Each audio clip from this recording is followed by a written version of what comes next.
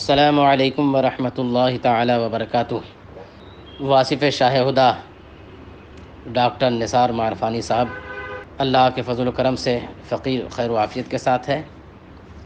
اور یہ امید کرتا ہے کہ آپ بھی اللہ رب العزت کے کرم اور اس کے حبیب و محبوب صلی اللہ علیہ وسلم کے طفیل خیر و عافیت ہی کے ساتھ ہوں گے۔ اللہ تعالیٰ سب کو خیر و عافیت ہی سے ساتھ رکھے۔ آپ نے حضرت علامہ مفتی اشرف آصف جلالی صاحب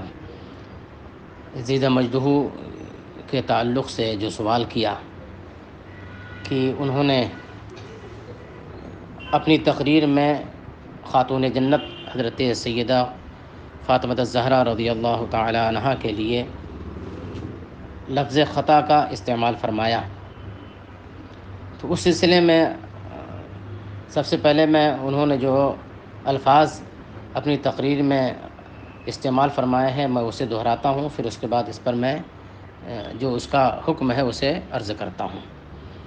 انہوں نے فرمایا کہ اور خطا پر تھیں، جب مانگ رہی تھیں خطا پر تھیں، لیکن جب آگے سے حدیث آئی تو ان کی یہ شان ہے کہ جن کے جگر کا ٹکڑا ہے ان کی حدیث سن کے سر تسلیم خم کر لیا۔ یہ حضرت آصف جلالی صاحب کے جملے ہیں جو انہوں نے تشریحاً استعمال فرمائے ہیں۔ تو اس بات کا ذکر تو آپ نے بھی اپنی گفتگو میں کر لیا ہے کہ انبیاء کرام علیہم الصلاۃ والسلام اور فرشتوں کے علاوہ کوئی معصوم نہیں ہے، البتہ اہل بیت اطہار اور بہت سارے اکابرین امت اللہ تبارک و تعالیٰ نے انہیں معصوم تو نہیں بنایا لیکن خطا سے محفوظ ضرور ہیں، اور اللہ تعالیٰ نے ان کی حفاظت فرمائی ہے۔ یہ مسئلہ بھی مسلمہ ہے اہل سنت و جماعت کے نزدیک۔ اب حضرت سیدہ خاتون جنت فاطمہ الزہرا رضی اللہ تعالی عنہا باغ فدق سے اپنا حصہ مانگنے کے لیے امیر المؤمنین خلیفۃ المسلمین سیدنا صدیق اکبر رضی اللہ تعالی عنہ کی بارگاہ میں حاضر ہوئیں، تو معاملہ یہ ہے کہ اس وقت تک حضرت خاتون جنت کو اس بات کا علم نہیں تھا کہ انبیاء کرام کی وراثتیں نہیں بڑھتی ہیں، اور خود ان کے والد ماجد دونوں عالم کے مالک و مختار جناب محمد رسول اللہ صلی اللہ تعالی علیہ وسلم کا جو فرمان ہے کہ لا نورث ما ترکنا ہو صدقۃ، ہم جو کچھ چھوڑ جاتے ہیں وہ سب صدقہ ہے، انبیاء کرام کسی کو اپنے مال کا وارث نہیں بناتے ہیں۔ اس بات کا علم حضرت خاتون جنت رضی اللہ تعالی عنہ کو نہیں تھا، لیکن جب سیدنا صدیق اکبر رضی اللہ تعالی عنہ نے یہ حدیث انہیں سنائی تو انہوں نے اپنے مطالبے سے رجوع کر لیا۔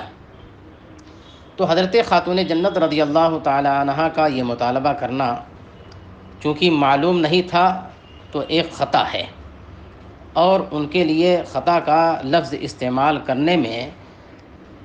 کوئی شرعی جرم نہیں ہے، اور اس پر کسی طرح سے کوئی شرعی گرفت نہیں آتی ہے۔ یہ اور سی بات ہے کہ اگر حضرت آصف جلالی صاحب خطا کے لفظ کے علاوہ اس کی جگہ پہ کوئی اور دوسرا لفظ استعمال فرماتے تو اور خوبصورتی پیدا ہو جاتی، تو یہ خوبصورتی پیدا ہونا یہ الگ بات ہے،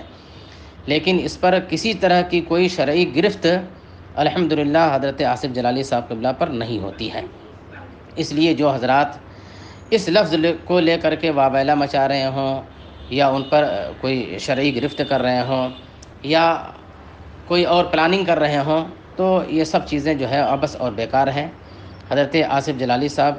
زیدہ مجدہ کے اوپر کسی طرح سے بھی کسی طرح کی کوئی جو ہے وہ شرعی گرفت نہیں آتی ہے۔ انہوں نے جو لفظ خطا استعمال کیا ہے تو اس میں کوئی حرج نہیں ہے۔ ارے خود آقائے کریم صلی اللہ تعالی علیہ وسلم نے حضرت خاتون جنت کے لیے ارشاد فرمایا کہ اگر فاطمہ بنت محمد بھی چوری کرے تو اس کا ہاتھ کاٹا جائے گا۔ تو اس طرح سے چونکہ یہ معصوم نہیں ہیں، تو جب معصوم نہیں ہیں تو اگر خطا کا لفظ ان کے لیے کوئی استعمال کر دے تو ایسی صورت میں وہ شرعی مجرم نہیں کہا جائے گا. انہوں نے جو عین حکم شریعت ہے اور جو نفس مسئلہ ہے، انہوں نے نفس مسئلہ کو واضح کرنے کے لیے یہ لفظ استعمال کیا ہے اور بیان فرمایا ہے. تو نفس مسئلہ بالکل واضح کر دیا. اس لیے حضرت آصف جلالی صاحب کے اوپر کسی طرح سے بھی کوئی شرعی گرفت نہیں کی جا سکتی ہے. واللہ ورسولہ عالم بالصواب. السلام علیکم ورحمۃ اللہ تعالی وبرکاتہ.